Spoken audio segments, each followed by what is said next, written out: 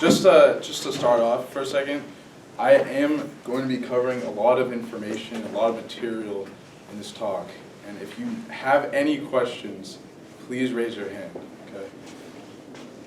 All right, so first off, we're going to start with all that content-heavy things about a little bit of low-level processes, stuff closer closer to the hardware, because that is necessary for game hacking in general or binary exploitation. So yeah, I'll talk about that later. So the origins of game hacking. So where did it begin, and what were some early examples? Well, for some context, game hacking has been happening ever since the first game was created, ever since game development was started. So essentially, the evolution came from cheat codes, then eventually hacking computer games, and then jailbreaking consoles. So if you can see, there's some familiar games, probably like CSGO and Fortnite, and you have consoles like the Xbox and Nintendo DS. And this game is like the hacker's hello world. It's called Assault Q, and there has been no updates to it for probably over 15 years. Basically, it's the hello world for hackers. The most commonly hacked games, at least today, are CS:GO and Fortnite. And there's different kinds of cheats that we can use, such as aimbot, which is essentially like there's a little bit of trig, some math in there, but it's essentially you're locking onto certain targets and you can shoot them without having to manually aim. Then there's some cheats like God mode and infinite ammo. God mode, I'm pretty sure, and it would make sense. And being invincible, and then infinite ammo would be probably self-explanatory. And there's also cheats for health, oxygen, stamina, whatever different values games have. So the original Xbox was hacked to essentially port mods for Halo initially. There was no really nefarious purposes actually, other than to give creators kind of free reign on their devices. And then I have jailbroken my own 3DS. And it was probably the best thing I've ever done. I can do a bunch of random things on it that a normal 3DS can't do. So we can get started into one of the first games that was ever quote-unquote hacked. So the game's called Manic Miner, and the point of the game is to essentially collect all these keys to open a certain door at the end of the game without getting hit by a bunch of monsters. So in this game, the developer had pre-programmed cheat codes because the developer needed a testing team to make sure that the game was robust and no one's going to break their game. But it's annoying to keep dying and try to test those things. So certain cheat codes like invincibility or would activate things like invincibility or maybe like infinite stamina, so you can run around forever. But essentially that's what it first was, and then it kind of turned into this thing where people were trying to figure out what the cheat codes were just for fun. But yeah, that's where it basically evolved from. And here are some of the cheat codes. I'm not exactly sure where you would enter them in the game, because to be honest, I haven't played the game, but that's there if it matters to you. Next, we're going to dive into a little bit of a difficult topic. This topic could essentially have its own talk of its own. So yeah, I'll try to give the highest level or the simplest level overview I can. But essentially, we're going to be delving into the world of memory allocation, static, dynamic, addresses, pointers, and more. If you don't know what that means, that's okay. I'm going to be explaining it as simply as I can. Just bear with me, okay? If you have any questions, just let me know. Okay, so what is memory? Essentially, it's just a concept used to define faster routes and means of computer storage. You can imagine that you have your hard drive, which is where your programs, games, or whatever is going to be. your entire operating system. And then you have RAM, which is some little chips that you put into your motherboard, and that's another form of storage, but it's closer to the CPU, so the CPU can actually perform actions faster, essentially. It's just plays a crucial role in managing data in a way that makes the entire system of computer architecture extremely efficient. And we're going to go into different types of memory on your system itself, like I'll show you in the next slide.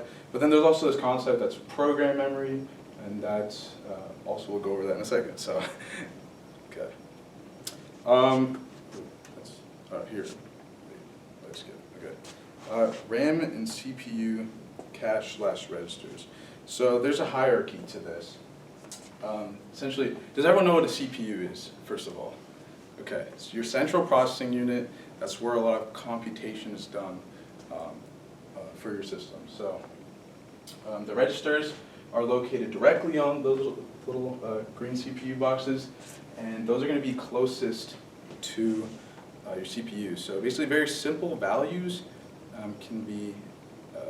are located in the registers, like the CPU can pull certain very simple values it needs to compute at that specific moment in time.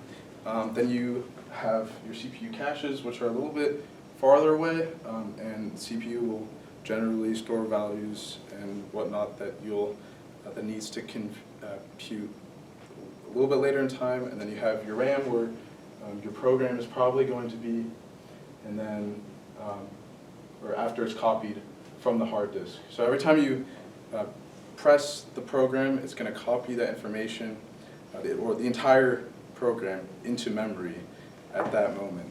So I want to emphasize that it is a copy. So you're not actually, whatever we do during game hacking is we're modifying everything in memory specifically, which means it won't be saved back to your hard disk. So every time you restart the game or whatever program you're going to be modifying, it'll always be a fresh copy. So yeah, no need to look too deeply into it. We're just defining the important speed hierarchy, and just trying to make sure I didn't forget anything. We're going to be analyzing a little bit of assembly, which I'll talk about later. But the registers are important because that's where a lot of our key values are going to be at runtime. So, yeah, so how did, or what? Okay. Process memory. Okay, so,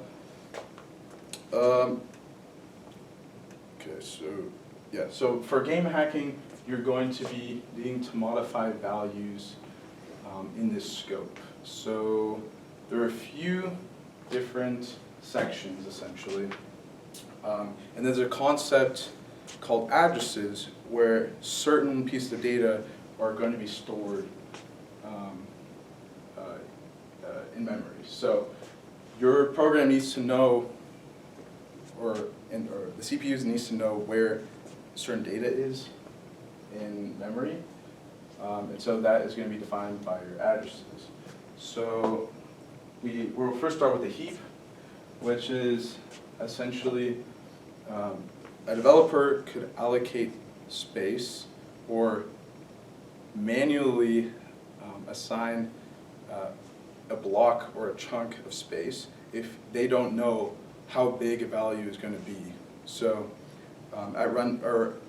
they can add this to their program code, and then later at runtime that will occur. And so those kind of values are going to be stored on the heap. And if you take a look at these arrows, this is defining how it grows in the address range. So if you look, the addresses are actually on the side there. So if you can see, probably easier for me to point here, but 0xC would be the highest address here, and then down to the 0x08, whatever that is, that hex value. Don't worry about the OS kernel space. We're not going to talk about that. We're not going to need that during our little demonstration later. So just ignore that. And then there's the data section, which essentially has some explicit variables, global variables, but we're also not really going to be talking or needing that later. But the stack is important. So the stack is essentially where your values defined, or local variables, or any values defined in a function will be stored. So yeah, that, okay, there's a few things you need to know, which is essentially all the values within the main function of the program are allocated automatically at the stack, on the stack at runtime. And the stack will grow down in the address range, while the heap will grow up in the address range. And those values are extremely important because they can contain health, stamina, position, whatever values that you need to be able to modify. I would just say to be careful of values on the stack, because if you're looking at other functions, they could also have stack variables that are on the stack, and you'd be careful in modifying them because they could maybe not be returned later to your main program and utilized. So basically, if you're going to modify the value health, and that's in your main program or your main function, then that's good because the developer is probably going to need or utilize that. But if you're looking at functions that do a little bit of computation with your health in a different function, then I'd say leave that alone because that value is probably going to be thrown away later. So that's basically it. Does anyone have any questions before we move on to the next slide? Nope? Okay. All right, so we're going to move on to how to do it.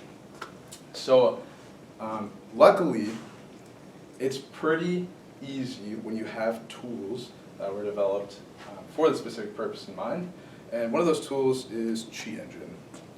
Cheat Engine is a free and open source memory scanning cheat tool for Windows computer games. So a few things you can do with it is scan for values, scan for changes in those values, and you can narrow down essentially the values to a certain address. And then you can see where that address is located in memory and how you can modify, manipulate, and play with it. So it allows you also to create cheat scripts and other things like a live disassembler, which you can basically modify assembly within memory. We'll talk about that in just a second. I'm getting a little bit ahead of myself, but yeah, there's a lot of cool things you can do with Cheat Engine. It's basically a debugger, memory scanner, and a lot of built-in things. It's really cool. Opcodes. Yeah. So before we go into what opcodes actually are, I'd like to establish that we're going to be mainly working in assembly if you're going to be modifying opcodes. And knopping which is going to be on the next slide, is part of this demonstration. So I need to first let you know what opcodes are. So how many people are familiar with the assembly language? Okay, so assembly is basically just a human-readable mnemonic that translates the machine code into a readable language for us humans to kind of decipher and understand what's going on. So opcodes themselves are an instruction set that will be used and performed by the CPU. And you can see them like right here, move, or yeah. So and then basically an instruction will basically consist of usually 3 parts. The instruction right here, and then a register and a value. So We talked about the registers. Remember, they were on the little green boxes, the CPUs there. And essentially, we're going to be moving values into registers that will be later used. And that's important for game hacking because if we can access certain registers at a certain point in time that will contain certain values, then we can modify those values and be able to exploit them, essentially. So yeah, that's basically it for opcodes. Now we're going to move on to what knopping is. So Chi Engine has a memory viewer where you can go ahead and analyze the assembly like right there. It basically just disassembles it for you, or translates the machine code into those human readable mnemonics. So knopping stands for no operation ing, which is essentially what we call, 1 second, I lost my slides here. Essentially,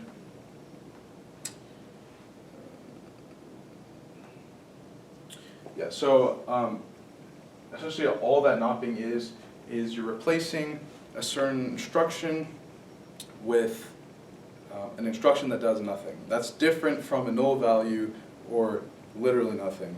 So usually what a nothing instruction would be is exchanging, let's say for example, exchange EAX with EAX. This is the source operand, this is the destination operand, and this is the source operand. Okay, so we're basically what you're doing is you're going to be exchanging these two registers, but they're the same register. So essentially copying itself, and it's not going to do anything, and that's the point.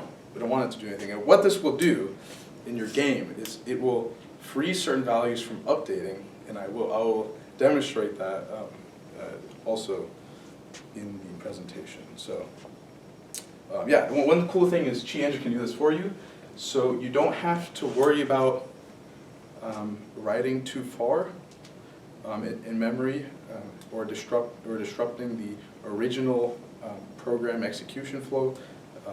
Basically, it will make sure that you're not going to crash the entire game. So it's pretty cool. Or you can do it manually, but I don't recommend it. So now we're going to talk about offsets.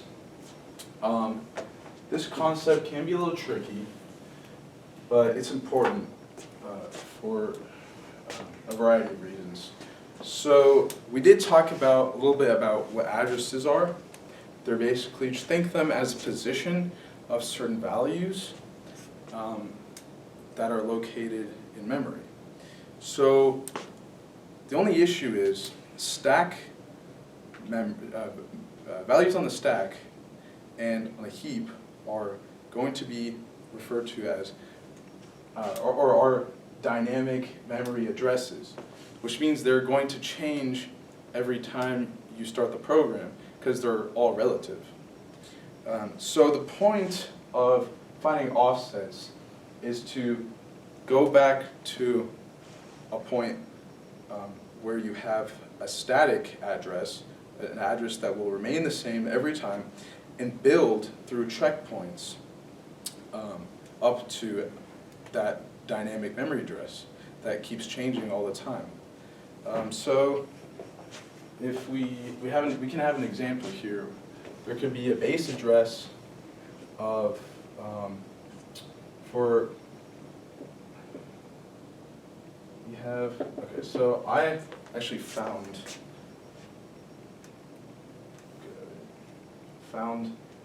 so I made 3 games, by the way, for the demonstration later, and I found the base address and the offsets for the games. So essentially you can have this static base address, or the address that doesn't change, and then you can have offsets which are just maybe like little numbers, like I don't know, 94 or 8 or -4 But essentially, all it's going to do is it's going to be little checkpoints that are going to add up to your memory, or your address in memory that keeps changing. Okay. So, yeah, this is also the only way to do it unless you want to keep finding the dynamic memory address every time. We'll also, I would like to say that when I refer to, or when I say dynamic memory address, you can also refer to those as pointers. So those are the same thing, so I will be saying them interchangeably. And yeah, another thing is when we find the base address and the offsets, we're oftentimes going to trace back from the dynamic address and then come down to that static base address. So yeah. Also want to talk about a little bit about something called multi-level pointers, which are, so I made this thing that I call a pointer map, but essentially all it is we're going to have some kind of value here.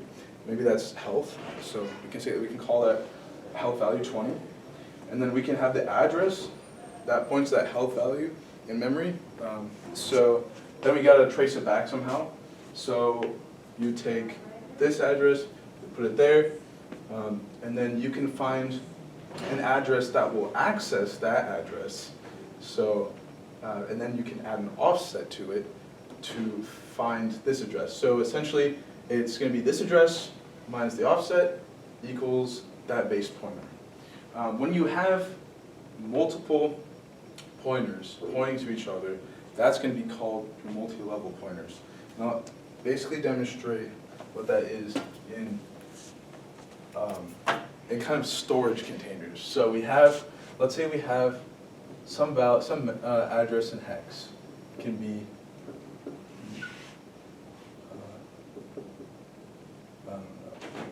just making up something here, okay?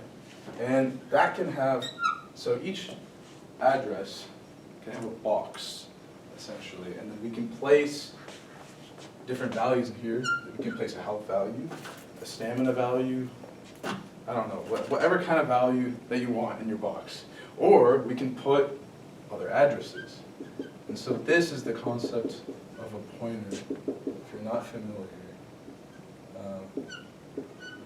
Yeah, so this, essentially, this will point to this, plus some kind of offset. I don't know, it's not really that important. And then this address can also have,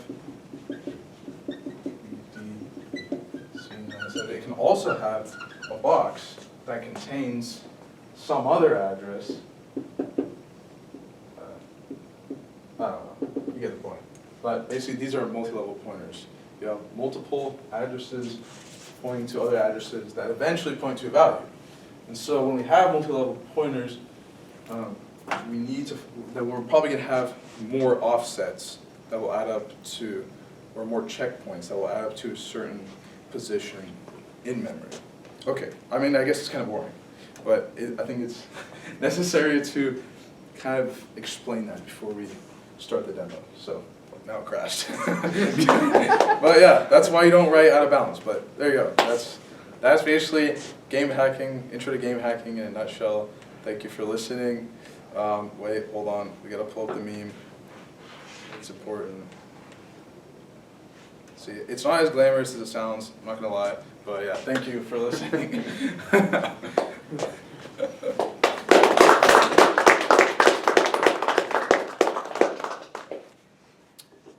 Yeah, so just a little rundown, a little overview of what we learned today. We learned how to edit values in memory, and we learned how to replace instructions to do nothing. Yeah.